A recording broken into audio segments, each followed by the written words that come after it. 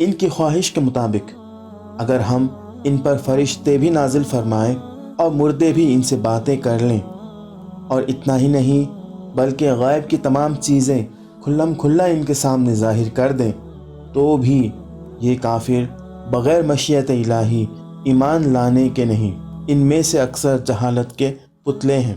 الحمدللہ رب العالمین والصلاة والسلام علی رسولہ الامین، اما بعد، السلام علیکم ورحمۃ اللہ وبرکاتہ۔ میں محمد عامر سورہ بنی اسرائیل کی تفسیر لے کر حاضر ہو چکا ہوں۔ آج انشاءاللہ آیت نمبر 90 سے 93 تک کی تفسیر ہم پڑھیں گے۔ آئیے اس تفسیر کی شروعات کرتے ہیں ان آیتوں کی تلاوت سے۔ وَقَالُوا لَن نُّؤْمِنَ لَكَ حَتَّىٰ تَفْجُرَ لَنَا مِنَ الْأَرْضِ يَنبُوعًا أَوْ تَكُونَ لَكَ جَنَّةٌ مِّن نَّخِيلٍ وَعِنَبٍ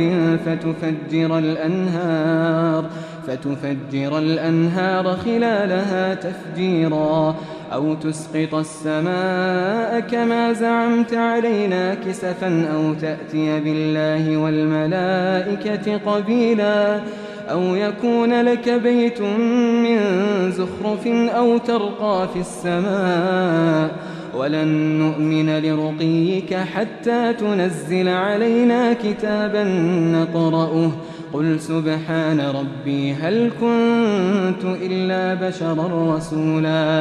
گزشتہ آیات میں قرآن کی عظمت اور اعجاز کے بارے میں بات کی گئی ہے۔ اب ان آیتوں میں مشرکین کے کچھ بہانوں کی طرف اشارہ کیا گیا ہے۔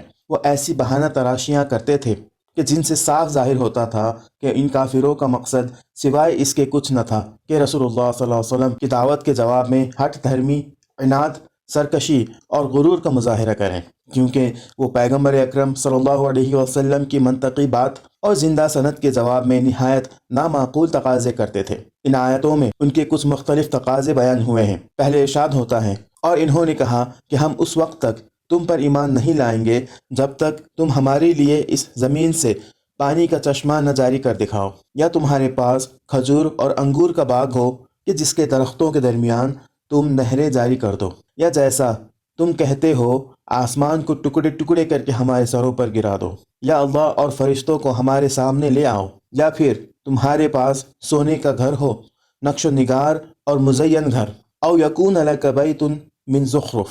زخرف اصل میں زینت کے معنی میں ہے، اور چونکہ سونا زینت بخش دھاتوؤں میں سے ایک مشہور دھاتو ہے، لہٰذا اسے زخرف کہا جاتا ہے۔ نقش و نگار سے مزین گھروں کو بھی زخرف کہا جاتا ہے۔ یا پھر آسمان پر چڑھ کر دکھاؤ، لیکن ہم تمہارے صرف آسمان پر چڑھنے سے ایمان نہیں لائیں گے، بلکہ اپنے ساتھ واپسی پر کوئی خط بھی لے کر آؤ جسے ہم پڑھیں۔ ان آیات کے آخر میں اللہ رب العزت نے ان باتوں کا جواب دیا ہے۔ معجزات کے مطالبے کا ایک جواب اس سے پہلے آیت نمبر 59 وما منعنا ان نرسل بالآیات میں گزر چکا ہے۔ اب یہاں اسی مطالبے کا دوسرا جواب دیا گیا ہے۔ اس مختصر سے جواب کی بلاغت تعریف سے بالاتر ہے۔ مخالفین کا مطالبہ یہ تھا کہ اگر تم پیغمبر ہو تو ابھی زمین کی طرف ایک اشارہ کرو اور یکایک ایک چشمہ پھوٹ بہے، یا فوراً ایک لہلہاتا باغ پیدا ہو جائے اور اس میں نہریں جاری ہو جائیں۔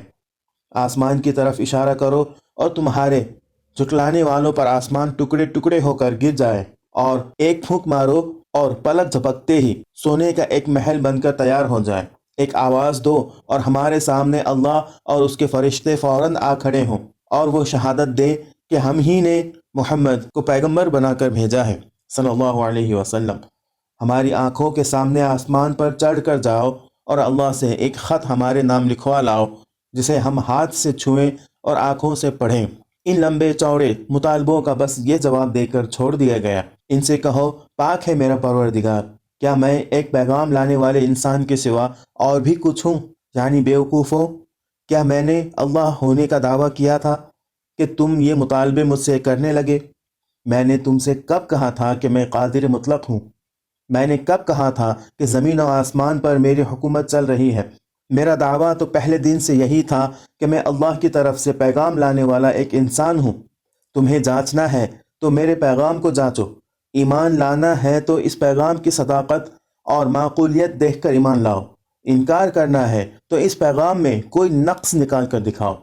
میری صداقت کا اطمینان کرنا ہے تو ایک انسان ہونے کی حیثیت سے میری زندگی کو، میرے اخلاق کو، میرے کام کو دیکھو۔ یہ سب کچھ چھوڑ کر تم مجھ سے یہ کیا مطالبہ کرنے لگے کہ زمین پھاڑو اور آسمان گراؤ؟ آخر نبی ہونے کا ان کاموں سے کیا تعلق ہے؟ آج کے لیے اتنا ہی۔ اللہ رب العزت سے دعا ہے کہ اللہ ہمیں قرآن کو پڑھنے، سمجھنے اور اس کے مطابق اپنی زندگی کو ڈھالنے کی توفیق عطا فرمائے۔ آمین۔ وآخر دعوانا ان الحمد للہ رب العالمین۔ السلام علیکم ورحمۃ اللہ وبرکاتہ۔